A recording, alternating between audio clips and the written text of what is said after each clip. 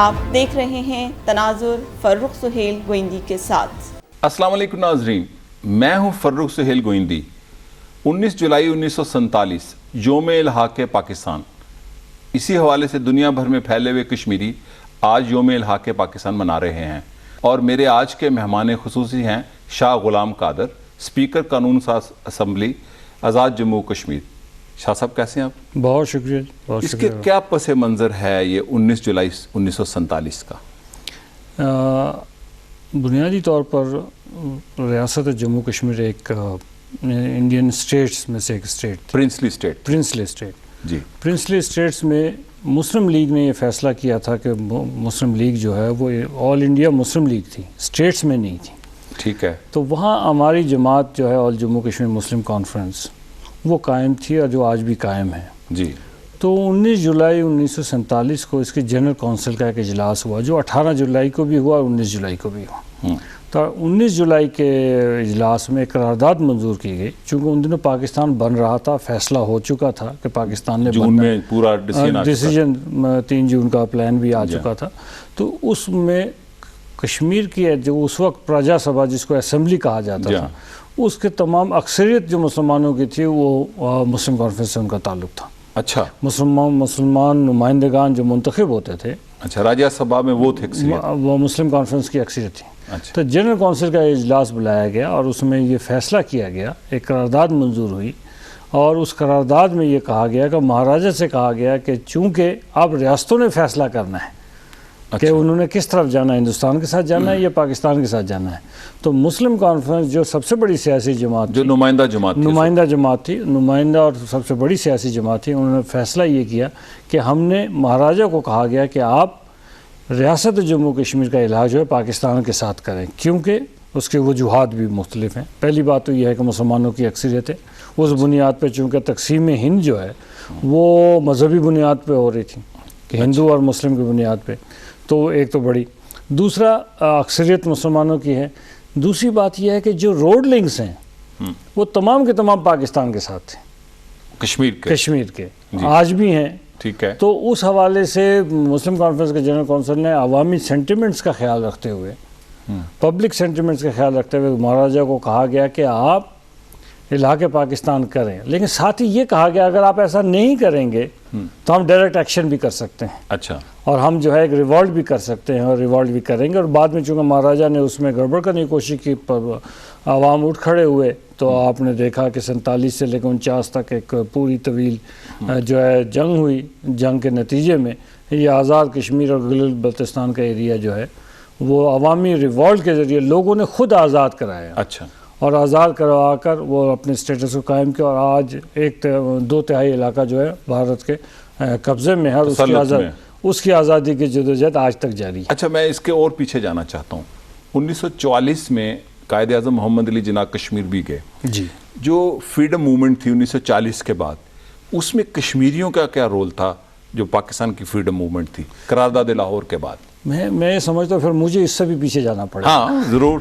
وہ 1931 میں، جی، 1931 میں کشمیر میں ایک ریوالٹ ہوئی، ایک قرآن کے توہین قرآن کا ایک سلسلہ تھا، جس کے اوپر جس نے اس کے ریوالٹ کیا تھا اس واقعے کے خلاف، وہ ایک کوک تھا جو صوبہ سرحد سے جس کا تعلق تھا خیبر پختونخوا سے۔ اچھا، وہ وہاں کوک تھا، تو وہاں لوگ احتجاج کر رہے تھے، اس نے کھڑے ہو کے تقریر کر ڈالی بڑی جوشیلی، تو اس کو گرفتار کر لیا مہاراجا نے۔ اچھا، مہاراجا کی فورسز نے۔ تو سری نگر کے ایک قلعے میں اس کے مقدمہ چل رہا تھا، تو کشمیر کے لوگوں نے وہاں انہوں نے کہا کہ ہم وہاں اوپن ٹرائل ہونا چاہیے۔ اچھا، اور نتیجتاً یہ ہوا کہ 1931 میں 13 جولائی کو 1931 کو 22 لوگوں کو گولی مار کر شہید کیا گیا، اور سب کے سب نے سینے میں گولی کھائی، کسی نے پیٹھ پہ گولی نہیں۔ سارے مسلمان تھے؟ سارے مسلمان تھے۔ اچھا،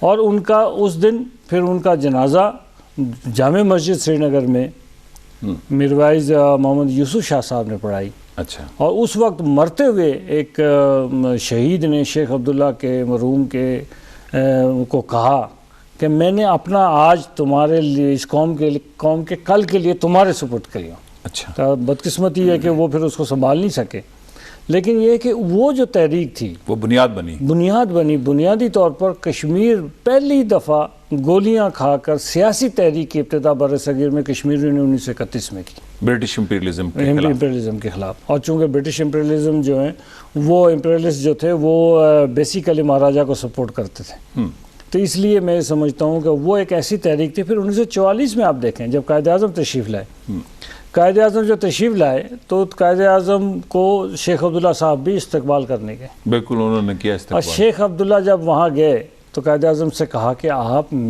میرے جلسے میں بھی آئیں. وہ اس وقت تک نیشنل کانفرنس بنا چکے تھے. اچھا. تو قائد اعظم کا جواب جو تھا وہ تاریخ کے صفحات پہ بڑے سنہرے حروف سے لکھا ہوا ہے. انہوں نے کہا کہ شیخ عبداللہ اگر میں نے تمہارے نیشنل کانفرنس کے جلسے میں شرکت کی تو پھر جو دو قومی نظریے کی بنیاد پہ جو تحریک میں چلا رہا ہوں پاکستان کی، اچھا، اس کی نفی ہوگی، اس لیے کہ تمہارا نظریہ اور کانگریس کا نظریہ ایک ہے، اور مسلم کانفرنس کا اور مسلم لیگ کا نظریہ ایک ہے، اور میں نے بال دھوپ میں سفید نہیں کیے. آپ کو سمجھ آنی چاہیے کہ یہ دو قومی نظریے ہی آپ کے سروائیو کی جنگ ہے اور آپ اس میں ہمارا ساتھ دیں. وہ شیخ عبداللہ چونکہ نہیں آ سکتے تھے، وہ ایک دو قومی نظریے پہ بلیو ہی نہیں کرتے تھے، جس کی بنیاد پہ قائد اعظم نیشنل کانفرنس کے فنکشن میں نہیں گئے بلکہ جامع مسجد گئے اور مسلم کانفرنس کے فنکشن کو اٹینڈ کیا. اچھا. تو اس لیے ایک تسلسل کے ساتھ جو ہے لوگوں نے پاکستان بننے کی تحریک میں، تحریک پاکستان میں کشمیر کے لوگوں نے ہر مرحلے کنٹریبیوٹ کیا. اچھا، میں یہ ایک اور، چونکہ جب تک زمینی حقائق اور ڈیٹا نہ ہو، جو کشمیر کی نان مسلم آبادی ہے اس کا کیا موقف ہے، یا وہ تقسیم ہے یا ان کا ایک موقف ہے؟ اس وقت کی بات ہے یا آج کی؟ اس وقت اور پھر آج پوچھتا ہوں. دیکھیں اس وقت جو بات تھی اس میں پریم ناتھ وزاز ایک بڑے نام گزرے. جی، بہت بڑا نام ہے، بہت بڑا نام ہے، ادیب تھے، وہ سیاستدان بھی تھے. انہوں نے اس وقت بھی کہا کہ ہندوستان کے ساتھ کشمیریوں کا گزارا نہیں ہو سکتا، جغرافیکلی حصہ نہیں بنتا. ان کا خیال یہ تھا اس زمانے میں، اور وہ ہندو تھے. ان کا خیال یہ تھا کہ کشمیر کو جو ہے خود مختار ہونا چاہیے.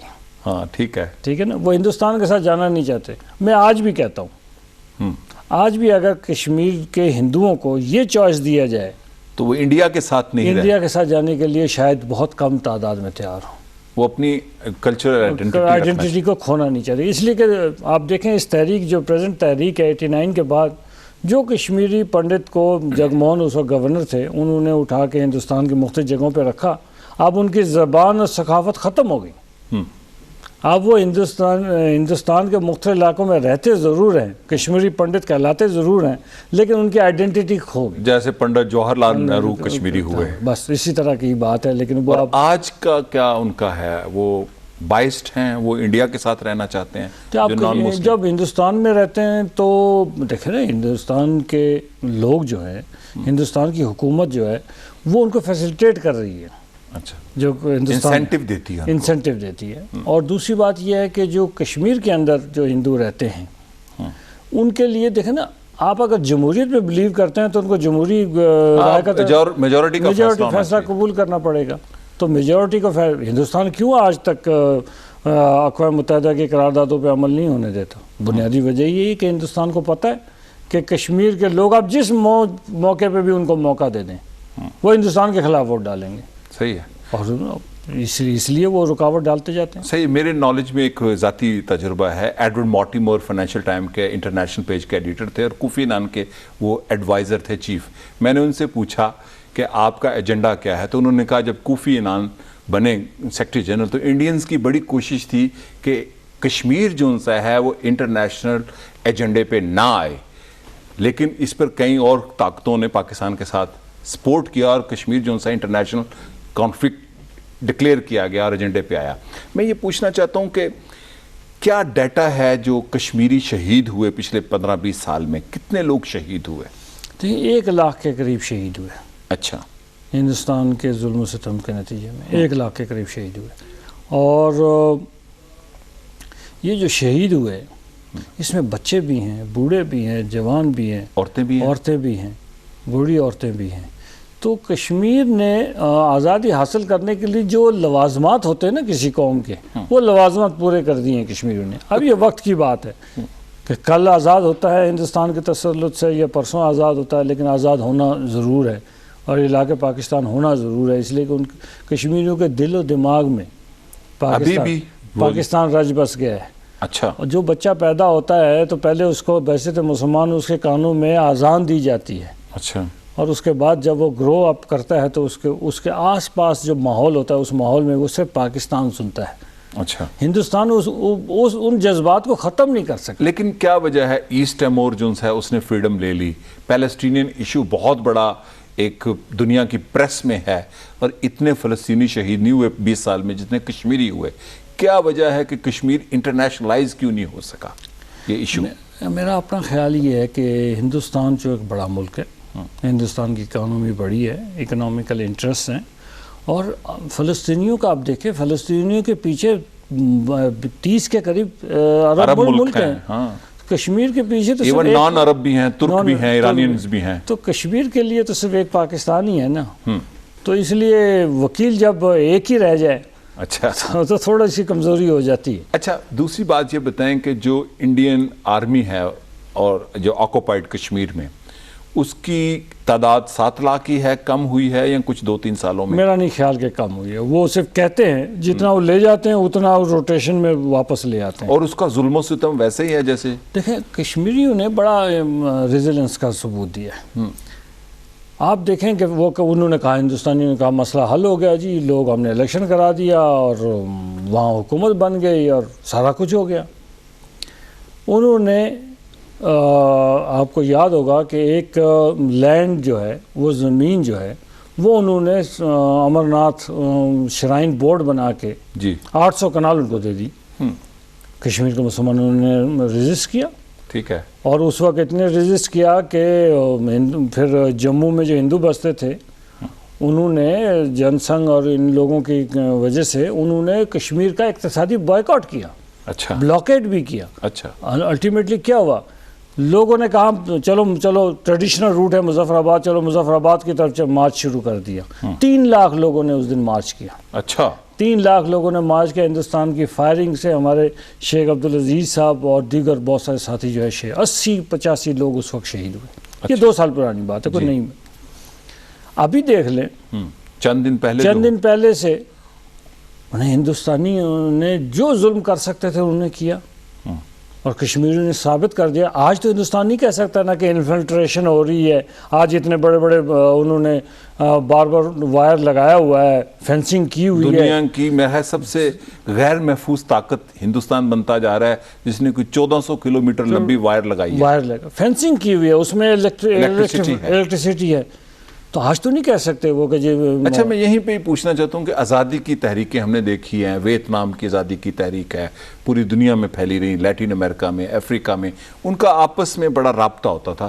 کشمیریوں کا میں یہ سمجھتا ہوں کہ اب دیکھیں نا، ہندوستان کے اندر جو نکسل باڑی ہیں، ایک بہت بڑے ریجن پہ ان کا انفلوئنس پڑتا جا رہا ہے۔ آزادی کی تحریک ہے، وہ بھی وہاں کی اوپریسڈ کلاس ہے، اور بھی کئی ان کے ایشوز ہیں جو اپ رائزنگ ہے۔ آپ اپنی تحریک کو ہندوستان کے اندر عوامی تحریکوں اور آزادی کی تحریکوں سے جوڑ رہے ہیں؟ دیکھیں، یہ ایک مشکل سا پروپوزیشن ہے۔ اس کی وجہ یہ ہے کہ بطور کشمیری ہم کبھی بھی ہندوستان کو توڑنے اور ہندوستان کے اس میں ہم شریک نہیں ہیں۔ اور آپ نے کبھی نہیں دیکھا ہوگا کہ کسی کشمیری نے ہندوستان کے اندر جا کے کوئی ایکشن کیا ہو۔ ہاں، کبھی نہیں کیا۔ ویری انٹرسٹنگ پوائنٹ آپ نے ریز کیا۔ اس لیے کہ ہم نے تو کوئی اپنا حق استعمال نہیں کیا، ہم وہ حق مانگ رہے ہیں جو حق ہمیں ہندوستان نے اور پاکستان نے ایگری کیا تھا۔ دونوں نے ایگری کیا تھا۔ پاکستان تو تیار ہے وہ حق دینے کو، ہندوستان تیار نہیں ہے۔ لیکن باقی جگہوں کا، آسام اور دوسری جگہوں پہ نکسل باڑیوں کا جو ہے وہ ان کا انٹرنل معاملہ ہے، ہم اس معاملے میں نہیں جاتے۔ اچھا، لیکن ہمارا ایشو تو یہ ہے کہ ہم تو کہتے ہیں کہ 1 جنوری 1948 کو ہندوستان کا جو نمائندہ تھا اقوام متحدہ میں، کہ انہوں نے جو اپلیکیشن بھیجی، اس اپلیکیشن میں کہا کہ جو انفلٹریشن ہو گئی ہے اور پاکستان سے قبائلی آگے ہیں، لیکن ساتھ ہی انہوں نے حل بھی تجویز کر دیا، جو بہت سارے لوگ جو ہے اس کو چونکہ پڑھتے نہیں ہیں۔ تو یہ انٹرسٹنگ یہ ہے کہ جی انہوں نے شکایت بھی کی اور اس کا حل بھی تجویز کر دیا۔ میں یہ کہتا ہوں بطور ایک سیاسی کارکن کے کہ آئیے، جو آپ نے شکایت کی تھی اس پہ تو عمل ہو گیا کہ اس وقت جناب اقوام متحدہ آ گئی، جو حل آپ نے تجویز کیا آئیے اس پہ آج بھی عمل کر لیتے 63 سال کے بعد. اہم تو حل پہ حل پہ تو انہوں نے اس وقت کہا تھا, ہندوستان کا جو نمائندہ تھا پی پی پلائی اس کا نام تھا, ٹھیک ہے, اس نے کہا تھا کہ جی ہم تاکہ ہندوستان پہ شک نہ ہو کہ اس کا فائدہ اٹھا رہے ہیں موقع سے, تو ہم تجویز کرتے ہیں کہ جی امن قائم ہو جائے اور کشمیر کے لوگوں سے پوچھا جائے وہ ہندوستان کے ساتھ رہنا چاہتے ہیں یا پاکستان کے ساتھ.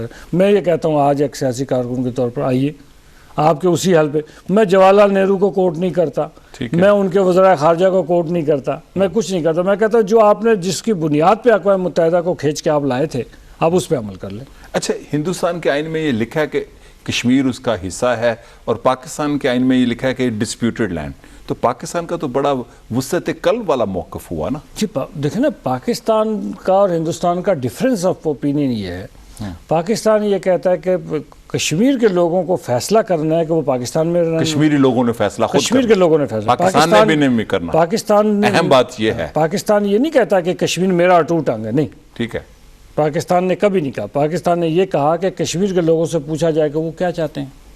ہندوستان کہتا ہے, پہلے کہتا رہا کہ ہم لوگوں کو حق دیں گے, اقوام متحدہ کی قراردادیں بھی منظور کروائیں, اور جو قراردادیں منظور ہوئی وہ بڑی انٹرسٹنگ یہ ہے کہ اگر آپ ڈفرینس دیکھیں جو فلسطین پہ قراردادیں ہوئی ہیں ان میں اسرائیل نے کبھی تسلیم نہیں کیا, ٹھیک ہے, ہاں نہیں کیا انہوں نے ہر ریجیکٹ کیا. یہاں جتنی قراردادیں منظور ہوئیں وہ تو اقوام متحدہ کے کوریڈورز میں بیٹھ کے فیصلہ ہوتا رہا ہندوستان اور پاکستان, اور اس کے بعد وہ بیٹھ کے کہتے رہے اچھا جی پاکستان بھی تیار ہے, ہندوستان بھی تیار ہے ان قراردادوں پہ, تو یہ تسلیم کرتے رہے. تو جب یہ تسلیم کرتے رہے تو ہم یہ کہتے ہیں کہ پاکستان تو آج بھی تسلیم کرتا ہے, ہندوستان کہتا ہے ہم تسلیم نہیں کرتے. اچھا, یہاں پر میں یہ, چونکہ آپ کی جو جدوجہد آزادی کی تحریک ہے اس کے کئی فیزز ہیں اور پچھلے 80s کے بعد اس کا بڑا تلخ فیز ہے, خون ہے اس میں, شہادت ہے, ریپ ہیں اس میں. ریپ کتنے ہوئے؟ یہ تو کوئی ہزاروں کی تعداد میں ہے. بوسنیا سے بھی زیادہ؟ بوسنیا سے بھی زیادہ ہو گئے ہوں گے ڈیفینیٹلی. میرا چونکہ اس وقت میں تعداد نہیں ہے لیکن لیکن ڈیفینیٹلی بوسنیا سے زیادہ. اس پر ہندوستان کا شاعر, ادیب, دانشور کیا کہتا ہے؟ اروندھتی جیسے لوگ بولتے ہیں بہت کم. اچھا, انڈین رائٹر انٹلیکچوئل کم بولتے ہیں. لیکن میں آپ کو ایک اور بات بتاؤں, مجھے یہاں اسلام آباد میں 2004 میں شاید سارک کانفرنس ہوئی, اس وقت ہماری پارٹی کی طرف سے, میں حکومت میں بھی تھے, تو ہم نے سوچا کہ ہم ہندوستانی جرنلسٹ سے ملیں. اچھا, اور ہم یہاں اسلام آباد میں کنونشن سینٹر میں ہندوستانی جرنلسٹ کو ملتے رہے. جی ایک بات میں نے نوٹ کی کہ ہندوستان کا صحافی بھی, ہندوستان کا انٹلیکچوئل بھی, وہ سب کے سب ٹو کرتے ہیں ہندوستان کی حکومت کی لائن کو, جو وہاں کی اسٹیبلشمنٹ کی جو لائن ہے, وہ جتنا مرضی بڑا اپنا ادیب ہو, جتنا بڑا آزاد رائے رکھنے والا ہو, لیکن کشمیر کے معاملے میں وہ ہندوستانی اسٹیبلشمنٹ کی رائے کو ٹو کرتا ہے. کچھ شاعر ادیب تو بولتے ہوں گے, بہت کم, چھوٹی سطح کے, بہت کم. انٹرنیشنل لیول پہ آپ کو شاعروں ادیبوں کی کچھ تو سپورٹ ملتی ہوگی؟ میرا ہندوستانی ادیب اور شاعروں کے بہت کم, وہ کوئی 2-4 ہیں جو بیچارے کبھی کبھار بولتے ہیں, تو ورنہ اگر آپ جس کو کہتے ہیں نا آزاد منش انسان جو ہیں تو آزاد ملکوں میں پائے جاتے ہیں, تو آزاد منش انسانوں کی تلاش ہمیں آج بھی ہے. اروندھتی رائے بھی نہیں بولتی؟ نہیں, وہ بولتی ہے. اروندھتی رائے بولتی ہے, وہ بولتی, اسی لیے اس کو غدار کہتے ہیں. تو چلو اب یہ تو پھر وہ کہتے ہوں گے. ہاں وہ کہتے ہوں گے. میں یہی کہتا ہوں کہ ہندوستان کہتا ہے کہ ہندوستان کا دعویٰ ہے largest democracy in the world, largest poverty بھی ہے دنیا کی. نہیں, لیکن میں کہتا ہوں ڈیموکریسی, میں اس کے اوپر یہ کہتا ہوں کہ largest democracy in the world ends when Kashmir starts. ٹھیک ہے, when the territory of Kashmir starts, largest democracy, Indian democracy stops there. اچھا, آپ کی کیا اطلاعات ہیں جو مقبوضہ کشمیر ہے ہندوستان کے تسلط میں, وہاں انٹیلیجنس کا نظام کیسا ہے؟ چونکہ جو ایسے خطے ہوں, دیکھیں آج آپ اگر ابھی پونچھ میں, آپ کپواڑہ میں, بارہمولہ میں, سوپور میں فون کرنا چاہیں اٹھائیں فون, ابھی آپ کو فون نہیں ملے گا.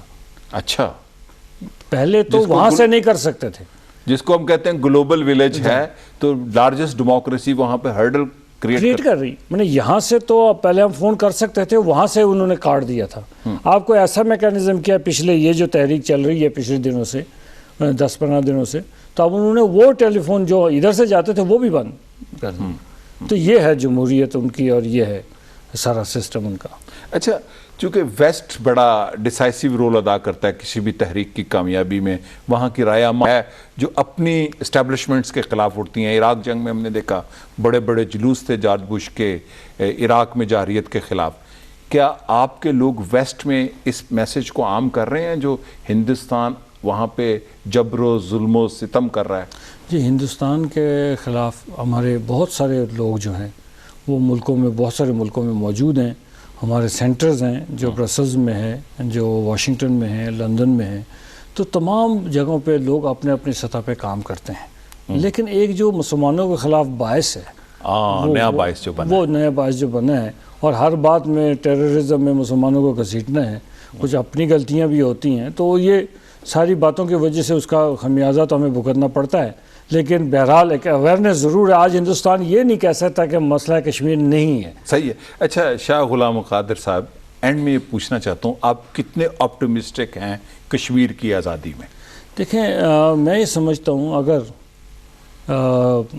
ساؤتھ افریقہ میں اپرٹائڈ ختم ہو سکتا ہے، اچھا، اگر ناردرن آئرلینڈ کا ایشو ریزالو ہو سکتا ہے، 400 سال میں ایشو ریزالو، بہت بڑا ایشو تھا، بڑا قدیم ایشو تھا، تو یہ کوئی بات نہیں ہے کہ کشمیر کا ایشو نہیں ریزالو نہیں ہوگا، لوگوں کو حق نہیں ملے. حق ضرور ملے گا. اس لیے کہ اتنی قربانیاں، اتنا خون، اتنی قربانیاں یہ رائے گا نہیں جا سکتی. بڑی مہربانی شاہ صاحب، آپ تشریف لائے، اور میری خواہش اور ہمارا حصہ ہے کہ کشمیر جو ان سے ہے وہ کشمیریوں کی چوائس کے مطابق آزاد ہو اور جیسے وہ رہنا چاہیں.